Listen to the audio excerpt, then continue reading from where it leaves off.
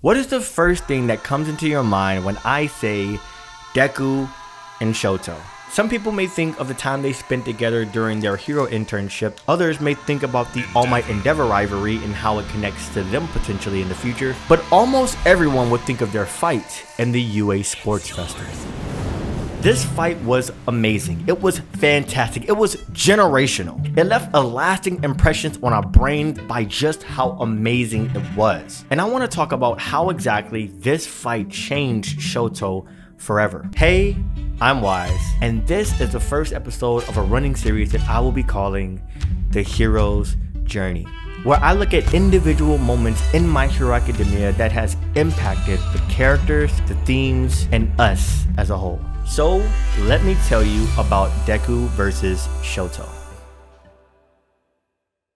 Contrary to popular belief, Deku versus Shoto was always meant to be. From the beginning of the story, Deku has always been portrayed as the future #1 hero. Considering that the world's greatest hero took a liking to him, gave him his power, and became his mentor, and considering this is his story, Deku was clearly meant to be raised as the next #1 hero. However, in the beginning stages of Class 1A's time at UA High School, the relationship between Deku and All Might never seemed as an odd relationship to anybody. Before the UA Sports Festival, the only person who noticed that All Might took a liking to Deku was Aizawa Sensei. But there came a time after the villain attack at USJ that Shoto started to put two and two together, where he noticed that for some reason or another, All Might would give Deku more special treatment than he would give the other students in Class 1A, mainly with the amount of one-on-one conversations that they would have in relations to all the other students. And this piqued Shoto's curiosity for one specific reason that I'll mention in a moment. And on the day of the UA Sports Festival, after Shoto pieced together the relationship between Deku and All Might, Shoto immediately confronted Deku,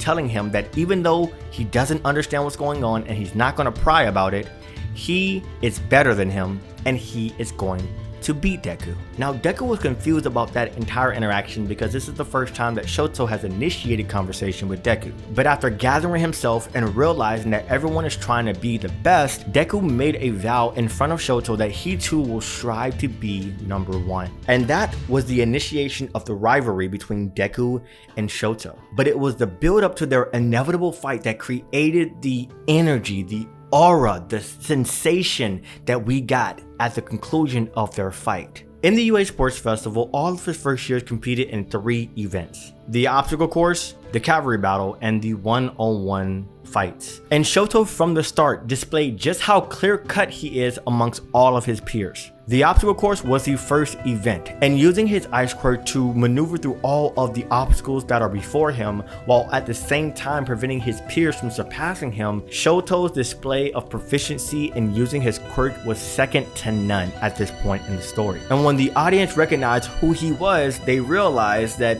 it makes sense why he's so amazing, because he is a son of the #2 hero, Endeavor. But all of his skill and all of his effort were not good enough to surpass the plot device that is Deku. And by some miraculous miracle, namely Horikoshi's writing, Deku ended up finishing first ahead of both Shoto and Bakugo in the obstacle course plot.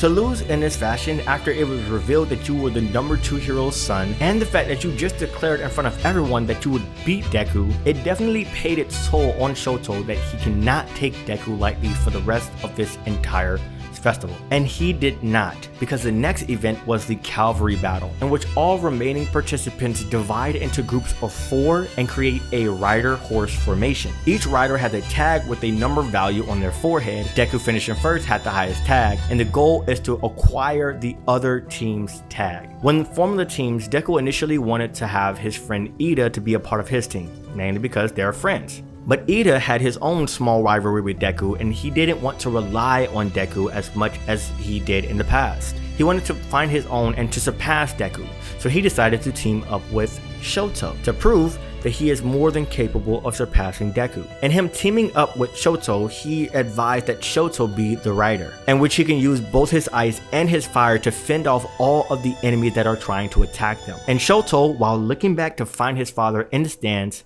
told Ida that he never uses his left side in battle. So the cavalry battle begins, and Team Shoto immediately finds Team Deku and confronts him to try to take his 1 million tab. In their initial efforts, they weren't able to succeed because of the brains of Deku. He figured that one of the biggest advantages for Team Shoto was that they can use ice on the ground. However, Ida was placed as a rider on the left-hand side of Shoto, which is the opposite of where his ice is. So if Deku's team can stay on Shoto's left side, then if Shoto were to use ice, he would have to go through Ida in order to get to Deku, which would risk stalling out Ida's engine and pretty much cause them to be useless.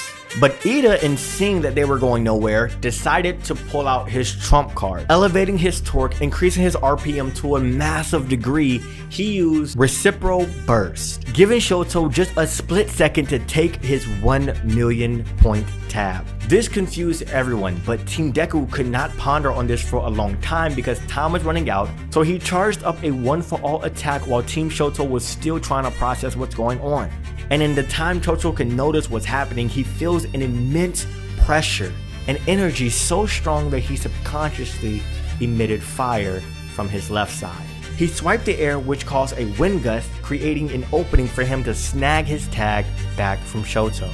And while all of this is happening, the only thing on Shoto's mind was the fact that he used his left side when he said that he would never. After Deku grabbed one of Shoto's tabs, he looked at the number and realized that he didn't grab the right one. And he was only 10 seconds from not beating the qualifications to push to the next round. But at the very last second, due to Horikoshi's pin yet again, plot come in, Tokoyami was able to grab another tab, which gave them enough points to go into the final round. So now the score is 1 win for Deku and 1 win for Shoto. But to Shoto, it wasn't really a win. He was overwhelmed to the point where he went against what he said he would never do, which is use his left side. And what he decides to do about it is to have a conversation with Deku. This part of the journey changed everything because this gave us all the answers that we were asking earlier. Why doesn't Shoto want to use his left side? Why did he confront Deku unprovoked and started this unofficial rivalry? And what is his relation like with his father? Shoto starts off the conversation by reminding Deku of the fight between All Might and Nomu at the USJ. He tells Deku that in that fight there was a pressure that he felt that was unlike any that he felt before. But in the exact moment that Deku attacked Shoto in the cavalry battle, Shoto felt the exact same pressure. He wanted to understand the connection between Deku and All Might because the fact that there is a connection between Deku and the #1 hero, along with the fact that his father is the #2 hero, to Shoto, this is an opportunity to overcome the hurdle that is the #1 hero's pupil, which gives him a lot more confidence in his desires to overthrow his father's wishes. You see, from Shoto's remembrance, his father is the second greatest hero in the entire world, but he was always obsessed with being the strongest and doing anything he can to become the strongest. But no matter what he did, he could never surpass the strength of All Might. So he decided to find a family who has a suitable quirk for his liking and propose a quirk marriage to the daughter of that family's head, in order to create children that can one day achieve the goal that he failed to achieve, which is to surpass the #1 hero. And he raised Shoto up in this toxic environment filled with a lot of abuse and created a lot of resentment. All Shoto could remember is that his mother was always crying. And every time she saw him, she would say she can't stand looking at his left side. So much so that she threw scorching hot water on his face because of how much it resembled Endeavor. It's all coming together now. This was Shoto's resolve. This was the reason he created this rivalry with Deku. And if he can surpass what seems to be the #1 hero's pupil, that validates that he is on the right path within his hatred, that he can become a top hero without using his father's quirk, denying his father of everything. This was the last conversation before the climactic battle that was Deku versus Shoto. As soon as the match starts, Shoto shoots out an ice attack. Already prepared for it, Deku uses a 100% flick smash to break all the ice, pushing Shoto back, causing him to create a barrier to prevent him from flying away. Shoto realized that Deku is determined to counter every attack even if it means destroying himself, and he expected that much. So he attacked with another barrage of ice, and Deku countered with another 100% flick smash. At this point, Deku's heart is racing as he's trying to calculate and analyze Shoto to figure out what weaknesses that he may have, realizing that he only has 6 good attempts left. But Shoto wasn't gonna let up, and he sends another ice attack straight to Deku, expecting him to use another flick smash to completely break another finger. Shoto considered that Deku may be trying to extend the battle for a particular reason. So after sending another barrage of ice, Shoto created an ice shield to blind Deku's sight, allowing him to close the distance while Deku can't see and try to put an end to this fight immediately. As Shoto comes flying from the sky, he punches the ground where Deku stands. Deku then dodges, but Shoto then surprises Deku by extending his ice all the way to where Deku was, with the only option for Deku being to use a 100% full arm smash, causing him to break his entire left arm.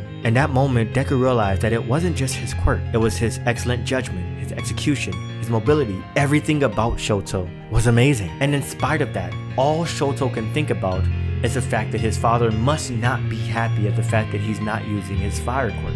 And that's where Shoto messed up.